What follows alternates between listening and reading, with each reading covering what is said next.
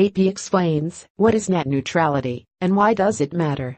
New York net neutrality regulations, designed to prevent internet service providers like Verizon, AT&T, Comcast and Charter from favoring some sites and apps over others, are on the chopping block. On Thursday, the Federal Communications Commission plans to vote on a proposal that would not only undo the Obama-era rules that have been in place since 2015, but will forbid states to put anything similar in place. Here's a look at what the developments mean for consumers and companies. What is net neutrality?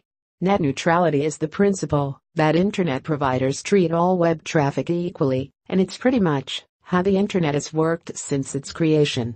But regulators, consumer advocates and internet companies were concerned about what broadband companies could do with their power as the pathway to the internet, blocking or slowing down apps that rival their own services, for example.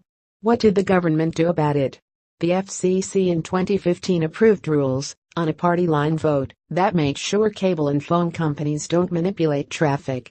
With them in place, a provider such as Comcast can't charge Netflix for a faster path to its customers, or block it, or slow it down.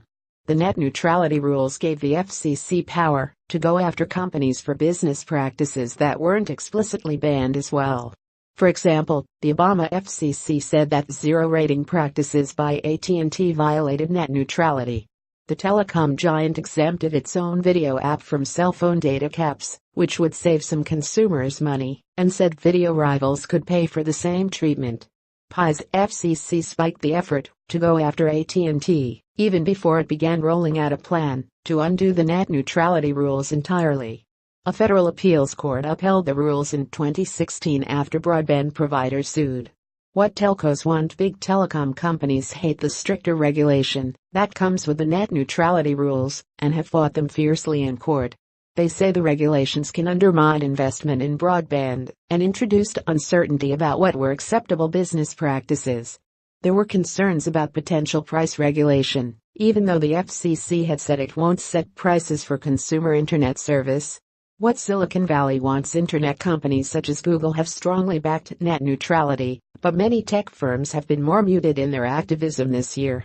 Netflix, which had been vocal in support of the rules in 2015, said in January that weaker net neutrality wouldn't hurt it, because it's now too popular with users for broadband providers to interfere.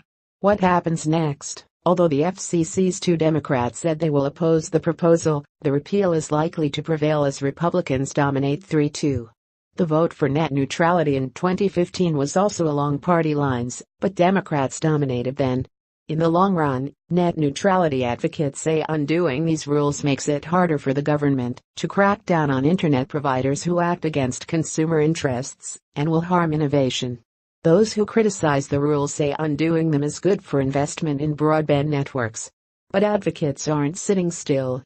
Some groups plan lawsuits to challenge the FCC's move, and Democrats, energized by public protests in support of net neutrality, think it might be a winning political issue for them in 2018 congressional elections.